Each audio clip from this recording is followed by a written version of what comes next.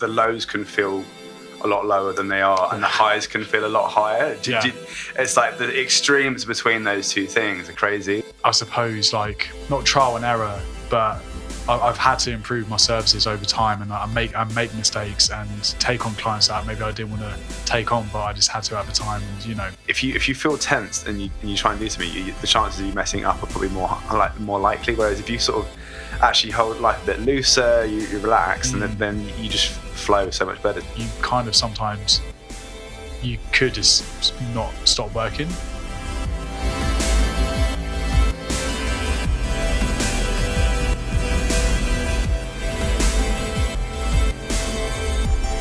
What's up, guys? Welcome to the Middle Ground podcast. I'm your host, Rhys.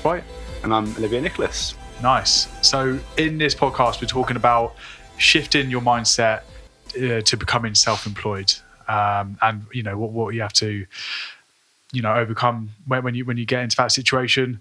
But before we get into that, we need to talk about a free offer that we're putting on. So in the link in our description, there's a chance for you to get loads of free stuff from us. So for me personally, it'll be a kind of like a free training plan, free recipe book, and a video telling you exactly the steps you need to take to get started. And what do you offer? Exactly, the steps. Sounds good. Yeah, for me, you're going to get how to reframe failures, how to learn from setbacks, how to build resilience, all that sort of lovely stuff that you're going to need in your career. Yeah, nice. So and it's all for free. So all you have to do is just chuck an email in the link and in the description, and it's all yours. So yeah, nice. This is really cool. This is the first time we're shooting in your house. Yeah, which is quite nice, isn't it? It's quite nice. Yeah, I mean, when we moved in, I never would have once thought that this would be the venue for the podcast. Yeah, can we just leave it permanently like this? So I don't know if Robin will agree to that. But you can't see the rest of the house, but it's a complete mess where all the So yeah, we've changed locations. I'm liking it. I'm liking the look. Yeah. How long have you been self-employed for? I went self-employed in the beginning of 2024. Yeah. Okay. Yeah. So just over a year, I suppose. Yeah. Okay. Yeah. I was thinking about this the other day, and I actually couldn't believe how long it's been. I think it's since 2020. Right. So okay. September 2020. Okay. Basically, when lockdown finished, I went back to my job for a month or 2 months, and then went for full-time personal trainer. Yeah. So it's been quite a long time, and I'm actually quite proud about that. I suppose not many people would last long being self-employed. Why do you say proud like a question mark at the end? It's a long time, isn't it? Yeah. But like I don't know. I suppose I just haven't really thought about it. I've just kind of cracked on and just working. But I think I say proud because I think being self-employed is not easy. But that's kind of like what we're going to go talk about in this podcast. I suppose it's been challenging. It's been an interesting ride. I've learned so much being self-employed. But I'll be interested to know the statistics of how many, if people do become self-employed, what percentage make it through the first year or something like that? Because it's something crazy. Like if you're a personal trainer, it's something. This is made up, but it's over exaggerated maybe. But I'm pretty sure like 80% of personal trainers don't make it past the first year. Yeah, or something like that. It's a very high number. I can see that as well because so much has changed in how we coach in terms of offline versus online. So for PTs, for example, a lot of that would have. There's still a lot of people that I see PTing in gyms. Yeah. But obviously you're an online fitness trainer, and it's like, I think that it must be tough if you're doing it purely based in a gym rather than if you're doing it online, because you can't really scale very easily when you're doing that in a gym thing. So I can see that how people would drop off. You can earn a lot of money, be working on the gym floor. I know loads of coaches who are earning a great amount. Yeah. But they work hard to get those clients. They go and talk to every single person on the gym floor. They start conversations. When people start, they think people are just going to come to them, and it's just not really the case. It's quite like a luxury product, isn't it? Again, a personal trainer, not everyone needs one or wants one. But then, yeah, on the gym floor, you've only got so many hours that you can train people in a day, so you hit the ceiling pretty hard. We've got the cat as a guest, special guest on the podcast as well. But so yeah, you reach that ceiling very quickly. Yeah. And then maybe that's why personal trainers expand online. But anyway, it'd be interesting to see because like I said, being self-employed is not easy. No, it's not. And even though you've been in it for just over a year, I'm sure you could relate. It's challenging, but very rewarding at the same time, but also unpredictable. And there's quite a lot of things that come with being self-employed that maybe I didn't really expect. If that makes sense. Yeah. I don't know if you can relate to this or not, but sometimes with the self-employed stuff, it's like the lows can feel a lot lower than they are, and the highs can feel a lot higher. It's like the extremes between those two things are crazy. Like in terms of, when things are tough, they're so tough. They really, really affect you. But then something really cool will happen. Like I think an example for me is when one of my clients sent a picture of his house, like a before and after. And one of the things, it's one of the many things we've been working on together, but he showed me, this is what I've done. Like, I can't believe it. Like, thank you so much. And he thanked me, Yeah. And I was thinking, well, you did it, but it's like that moment, meant the world to me because it's, that put me on a real high because it's that, kind of, that's the whole reason I got into coaching, right? Was to make a difference in people's lives. And that was a tangible difference. Yeah. Yeah. I think that's what makes the job worth it, right? It's like it's like when I'm coaching my guys, they're always thanking me and saying I support them and to get them in the best shape of their lives or lose weight or even just improve their mental health. Like sometimes I don't forget it, but like sometimes when I get a message like that, I'm like, oh shit, I'm actually making a difference. Yeah. And I think I'm working so much harder now being self-employed and being a personal trainer, but I think mainly online, is because I do believe in my product. Yeah. Do you know what I mean? Like I know my product could save lives. Do you know what I mean? Like I'm getting people healthier, I'm getting people stronger, improving their mental health, like everything. And I'm really going all in on my business when before I was going in and out of different jobs. I was maybe selling things I wasn't passionate, like fish. I was selling fish at one time. You still find that funny. But like, yeah, you're selling for someone else. You're making money for someone else. But when you're making money for yourself and you actually believe in the product and you believe in yourself and what you offer, then that then just I'm working harder than I've ever had before. And you have to believe in your product, right? I was doing my webinar this afternoon, and there was this woman who owns, this design company, and so she's essentially selling a service as the same way that we're selling something. And like, it's like if you sold washing machines, right? You know what the quality of the washing machine is. It's got specs and everything. Like, whereas if you're selling a service, it's different. Like if you have to have that sense of value for your service, the same way that. If you don't have that sense of value for the service, how can you possibly sell it? Do you know what I mean? So I think it's really important. And this woman with the design company who was worried about doing these workshops, and I said to her, well, what do you know about yourself to be true that will help you to do these workshops? And she said, well, I've got over 10 years experience in this. I know what I'm doing. Yeah. And it's like, there you go. Like that's the value that you place in your service, right? Yeah. Yeah.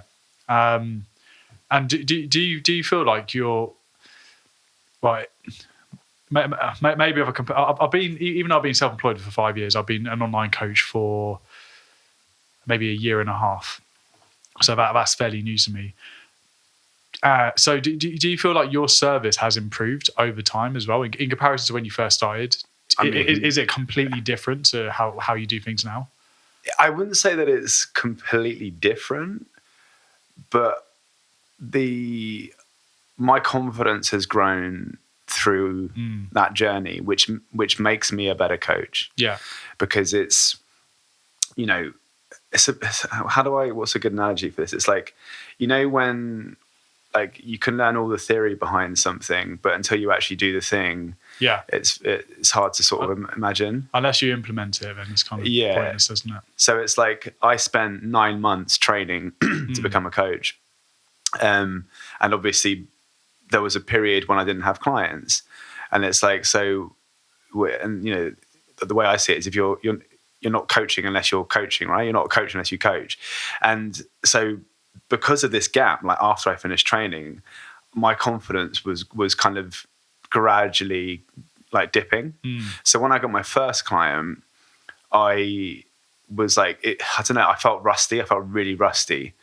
And it's scary as well. It's your first client. It's scary as well. You're just like, I don't want to lose this client. Exactly. There's loads going on. Going on. So my confidence is doing one thing. This, exactly as you've said, that sort of fear of messing it up because it's the first client.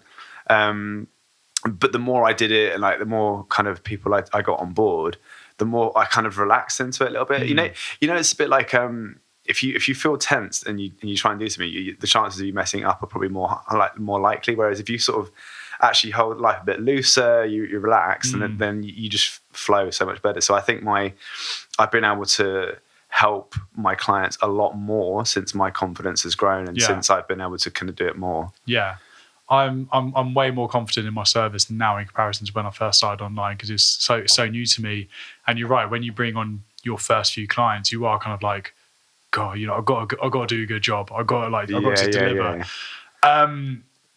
But then at the same time, I don't know if this happens to you, but like obviously I sign up clients, and sometimes they put in the work, or some people just need, you give people a plan and they just do it and smash it, or some people need a bit more guidance, or some people just don't do anything at all. Yeah. And the clients that I used to get who I didn't enjoy coaching because they didn't do anything, or they just kind of like ignored my advice.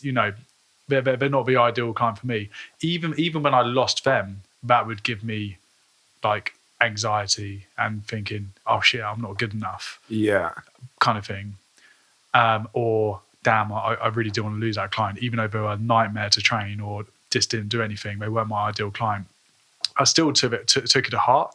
But now I'm so, over time and where I am now, I'm so confident in my service and my coaching and where I am now, that if I do lose a client like that, I'm just like, okay, it wasn't working. I'm way more chilled about it because I've now, I think maybe now I've built myself like a solid foundation of clients.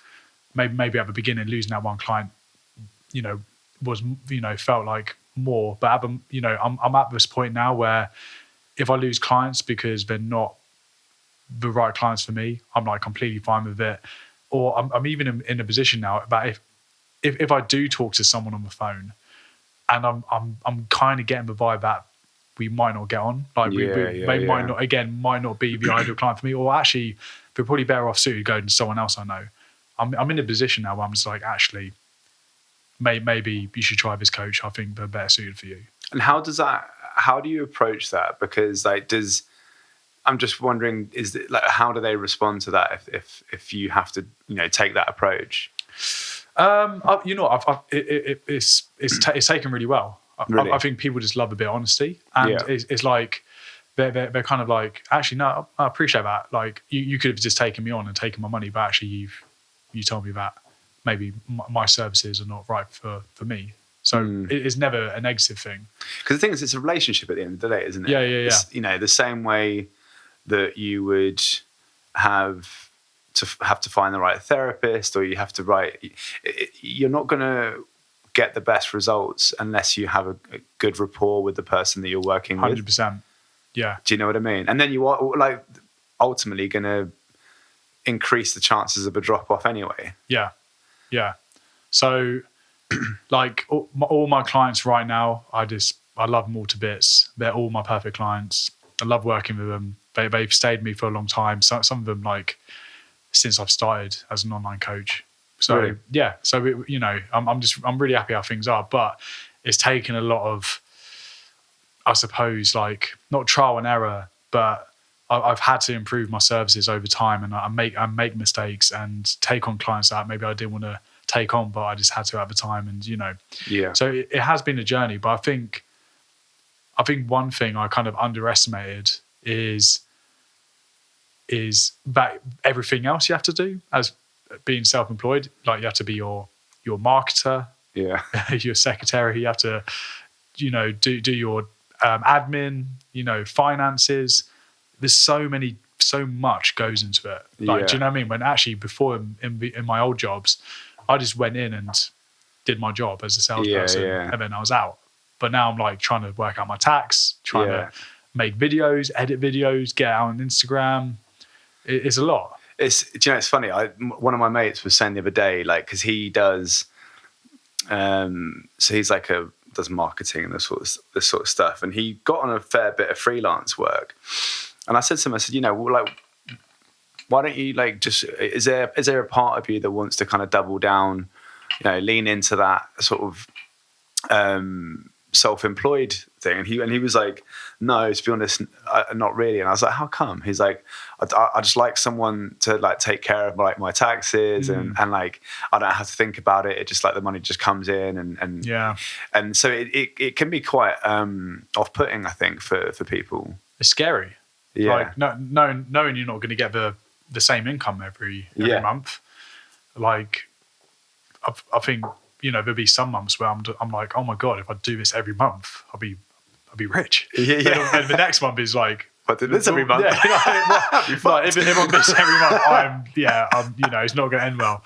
So, it's what that guy said about just having someone sort everything out for the other stuff for him, and he gets consistent pay. That's comfort, isn't it? It's comfort, 100%. At the end of the day. But yeah, it is hard. It is challenging, but I'm way happier in comparison to how it was in my last job, when I was just like, fucking hell, this is it. This is it forever. Yeah, exactly. And it's also hard to sell. Like in the case of my mate who was like saying, "Oh, I'm never going to do it because of that." It's hard to sell someone the idea of it being a good decision, because sometimes I don't even know if it was a good decision. You know what I mean? Because it's like I was saying a minute ago, the lows are so low and the highs are so high. Like trying to sell that concept to someone is difficult. Yeah. I suppose you got to be passionate about what you're going into being self-employed, which I'm guessing. Yeah, it sounds like both of us hit that, tick that box. But I don't know. Did you ever go into it kind of like with a plan, or did you kind of just get your qualification and just like jump straight into an online life coach, or did you try and do it in person at first, or did you how did you do it basically? That's a good question, and I actually wouldn't recommend this to anyone. Messy action is better than no action. Yeah, I mean, it was just, you could call it that. Yeah, I mean, basically, I went into it without a backup plan. Is the truth of it, because I was having this conversation yesterday with someone, actually, because they asked me about how I started as well, but they said, why did you decide to start your own business? And I said I couldn't not, because things were so bad for me. I was so stressed. I was completely burnt out. It was just right for so many reasons. But it was for me, and I don't, like, this is why I say I don't recommend this to everyone, but I kind of went into it without a backup plan. But that obviously at first didn't feel so scary, but then the reality starts to creep in a little further down the line. You're like, oh shit, I should have had a backup plan. Do you know what I mean? But I really couldn't continue with the way that I was. No, but it sounds like me. It's like how life was for me before in my job. I was just like, in a way, I was just like, I've got nothing to lose. Yeah. Do you know what I mean? I could just quit my job, become a PT. It can't be worse than what I'm going through right now. Do you know what I mean? I've got nothing to lose. And I think when people do play with the idea of going self-employed, or they want to do it and they kind of like hesitate, but it's like what we spoke about on one of the podcasts. It's like they imagine the worst possible outcome that can come from it. But it's like, oh, if I quit my job and become self-employed, it doesn't work out, I'm going to lose all my money and I'm going to be a person on the street. That's kind of like what you're thinking of, the worst possible thing to happen. But actually, I was thinking, I'm going to quit my job, become a PT. If that doesn't work, then I'll just get another job. Yeah. Do you know what I mean? Like that's all that could really happen from it, right? Do you know that's interesting? Because I think for me, I didn't think like that at all. I was like, I have to do this, right? Because because I was so burnt out by this last place that I worked in, I was like, I am never ever doing that again. I'm never working for anyone ever again. Yeah. And I was like, this will work. If like by hook or by crook, this will fucking work.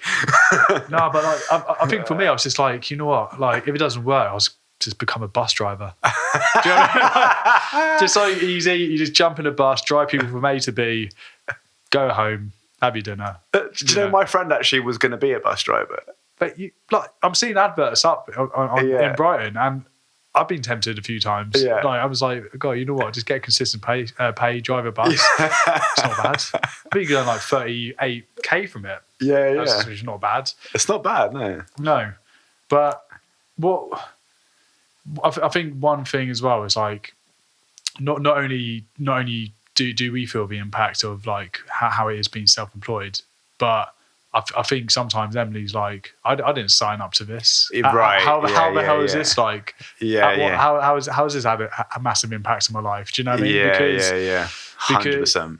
Because like you do get those months where things get stressful, or maybe work gets a little bit quiet, or whatever happens, or I don't know about you as well. Like you commit. It feels like because you don't have a 9 to 5 kind of time to start and stop work, you kind of sometimes you could just not stop working. Yeah. Do you know what I mean? And it's kind of like sometimes I ask Emily to support me through the stressful times, and she's just kind of like, God, I didn't realize you being self-employed will also impact me so much. Do you know what I mean? Yeah. But then I was just like, but when I worked in my last job anyway, I was coming back miserable. I was going to say, because it's Do you know what I mean? Yeah, 100%. Yeah, because I feel exactly the same way. I mean, with Robin, it's the same, and she's been so supportive throughout this whole journey. Do you feel like she fully understands though? I think how hard it is. I think she sees me when I'm in my lowest lows, but I don't think anyone can really truly understand what someone else is going through unless they've experienced it themselves. Because, because it's funny, the things that are good in like my life as a self-employed person almost can sometimes make it look like life is easy as a self-employed person. I was in the coffee shop earlier, and the girl serving me was like, so what are you up to today? I was like, oh, well, I'm doing my webinar. I do like a monthly webinar that's for free online every month. This month I'm doing imposter syndrome. And then I'm filming for my podcast. And she was like, man, your life is really fucking good. And I was like, I guess it sounds like it is. I was like, but what you don't see is like all of the stress that comes involved with that unpredictability of everything, messing stuff up all of the time just to get better at it. You don't see any of that stuff. Like, and it's like, this morning, I was talking to Robin, and I was saying how, because I went to the Acumen Business Convention yesterday. It was like an all-day event. It's really, really cool. Yeah, and I saw you do rodeo.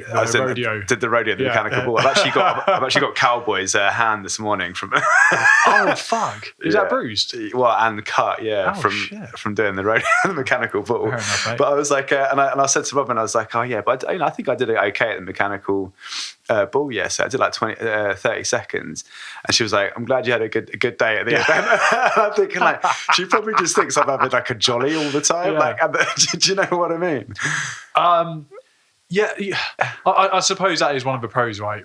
We can be flexible with our time if we wanted to, but I do feel like That's definitely helped me, especially, being more present for my son Luca. But it doesn't feel like I've got a lot of time. Yeah. It doesn't feel like I've got a lot of time to, do what I want and go for a swim and, whatever. Yeah. Because you're focused on work. Yeah. Same. Yeah. But I think work, when I am focused on work, it's so intense and it's so like full on. I could just blink and it's 5 p.m. I'm like, wow, the whole day's gone. Yeah. But then I think it was like last week we met up at Soho House and had a coffee at 11. Yeah. Do you know what I mean? Not many people get to do that. But that was pretty nice, wasn't it? Just chilling on the terrace in the sun. But but no, people have a misconception about, especially online coaches. Yeah. That because I think Instagram is just full of so many online coaches who are in Bali or in Dubai. Yeah. And all they're doing is training and traveling around. And they're just so one of my mates said to me, he's like, "Oh, you must have so much free time now. You're an online coach now." I was like, I don't think I think I'm working more hours in comparison to when I was actually a floor PT. Yeah. Do you know what I mean? Yeah. And I was just like, what gives you that impression? He's just like, oh, but your social media and all that kind of stuff. Like, yeah, most of my time is spent editing and filming those things. Do you know what I mean? Yeah. This is it. This is the things that people don't see, right? Yeah. Like when this girl in the coffee shop was like, "Oh man, your life's so good." It's like, yeah, but you don't see all of the tedious shit that I have to do. You know? What's like? What advice would you give to people who are thinking about becoming self-employed? I would say to have a real think about, going back to your point earlier, like you're saying, you have to love what it is you do. So I would say don't do it unless you really want to do it. It's not something that's very easy to dip your toes into doing, because you have to invest so much of yourself, your time, your energy into being self-employed. So just be sure that it's something that you love. Yeah. And that you want to do. Or I think, me personally, like, if you are going to do it, go all in on it. Yeah. Like, don't expect people to, like, if I went into online coaching and just thought, people were going to come to me on Instagram and ask, give me money for me to coach them, I wouldn't be coaching right now. Do you know what I mean?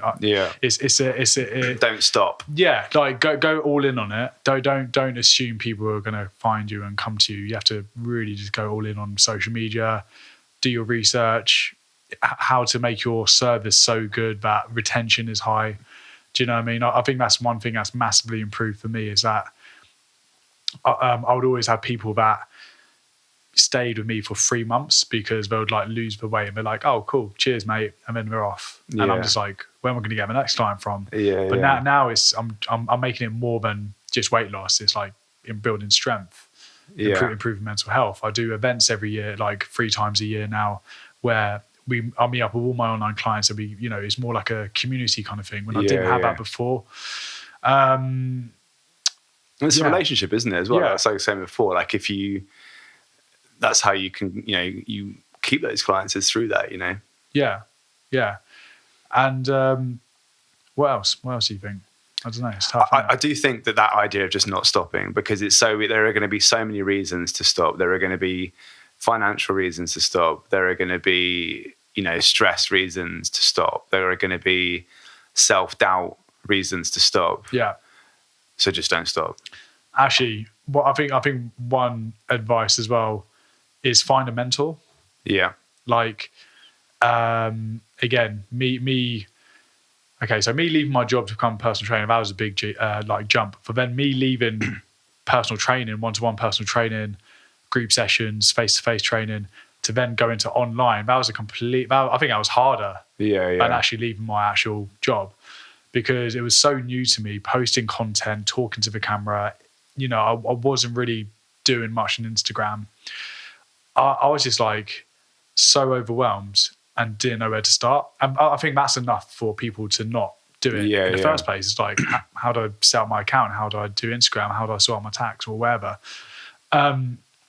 I think the best thing I've ever done is invest in a mentor, basically a mentor who helps coaches become online coaches. Yeah. And he gave me all the tools I needed, how to sell my Instagram, what kind of content to post, how to sell on the phone, how to sort out your finances.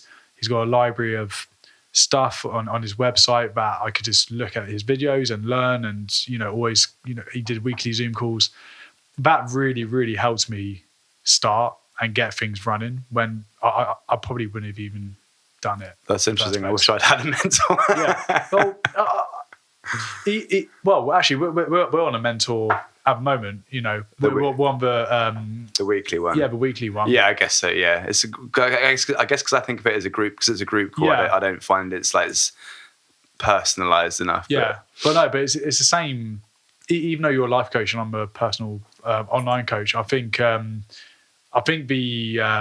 it's still kind of like the same, isn't it? Yeah, sure. No, I think no, it definitely is. I wouldn't be staying with the calls if I didn't find I got value from them. But yeah, so thanks guys for listening to our episode about being self-employed. Being self-employed.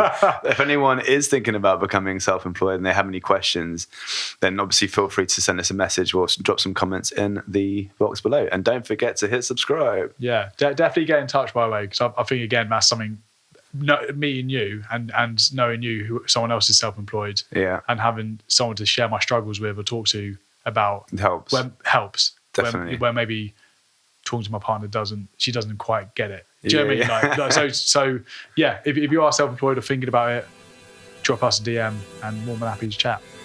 Cheers. Nice.